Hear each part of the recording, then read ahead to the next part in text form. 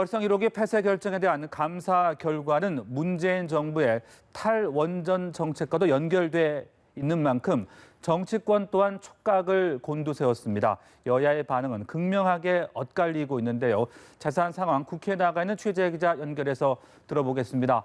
박초롱 기자. 네, 국회입니다.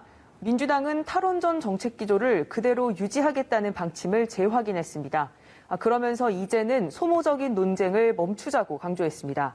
감사원이 발표한 감사 결과는 일부 절차가 미흡한 데 따른 기관 경고와 관계자의 경징계에 불과하고 배임이나 월성 1호기 폐쇄 결정이 잘못됐다는 지적은 없다는 겁니다.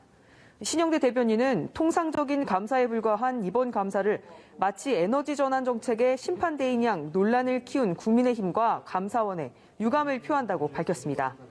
그러면서 월성 1호기는 연간 1,000억 원의 적자가 발생하고 주변 지역 주민들의 몸속에서 방사성 물질인 삼중수소가 끊임없이 검출되고 있는 것은 바뀌지 않는 진실이라고 말했습니다.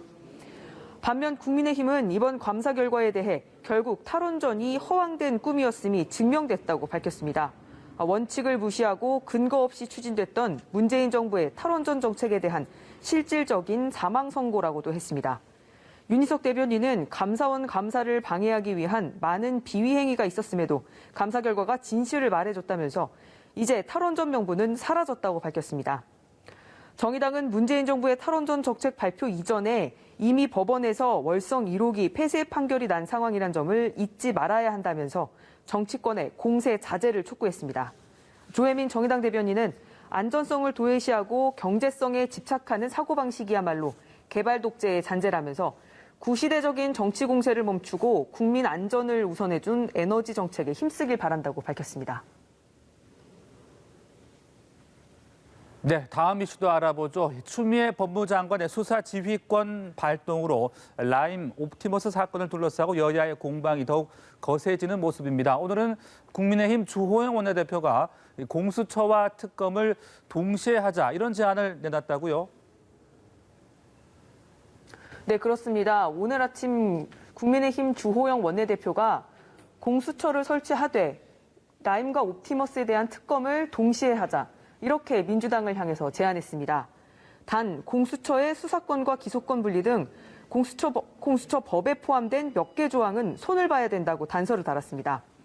민주당이 다음 주 월요일까지 야당목 공수처장 후보 추천위원 2명을 추천하지 않으면 법을 고쳐서라도 공수처 출범 절차를 진행하겠다고 압박하니 역제안을 던진 겁니다. 국민의힘은 일부 조항을 고친 공수처법 개정안을 오늘 제출했고 특검법은 조만간 발의할 방침입니다. 그러나 민주당은 특검에 부정적입니다. 최인호 수석 대변인은 출범에만 한 달 이상 걸리는 특검은 비위 연루 인사를 보호하기 위한 시간 끌기용 전술이라고 선을 그었습니다.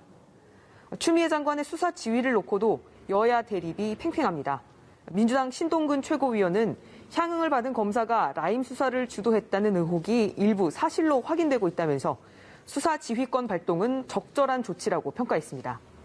반면 국민의힘 라임 옵티머스 특위는 말 안 듣는 윤석열 검찰총장을 어떻게든 찍어내겠다는 것이라며 법무부 장관이 사기꾼들과 손잡고 검찰을 절벽으로 내몬다고 비판했습니다. 네, 국감 소식도 알아보죠. 오늘 국회 12개 상임위원회에서 국정감사가 진행되고 있죠. 네, 그렇습니다. 택배 노동자 사망이 잇따르고 있는 가운데 오늘 국회 환노위에서는 이 택배 노동자의 노동 조건을 개선해야 한다는 여야 위원들의 질의가 잇따랐습니다. 정무위 국감에선 예탁결제원이 옵티머스 요구에 따라 실체 없는 비상장 회사 사무 사채를 안정성 있는 공공기관 매출 채권으로 바꿔줬다는 지적이 나왔습니다. 이재명 경기지사가 증인으로 나온 경기도 국감에선 이 지사가 내년부터 국감을 사양할지 고민 중이라고 밝힌 것과 관련해 야당 측에서 입장을 요구하면서 실랑이가 있었습니다. 지금까지 국회에서 전해드렸습니다.